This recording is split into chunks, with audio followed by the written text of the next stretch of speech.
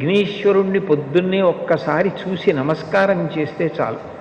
అది లోకంలో ఎక్కడా లేని విశేషం.